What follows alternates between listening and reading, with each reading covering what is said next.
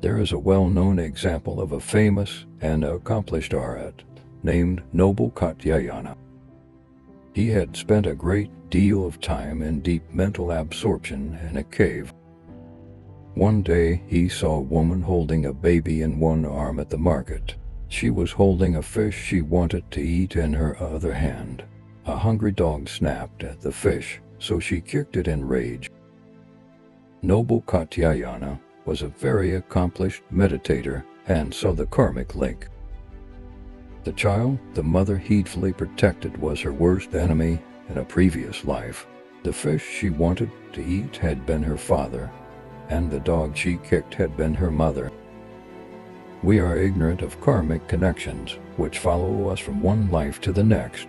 Our former enemies can become our best friends, whereas our best friends can become our worst enemies.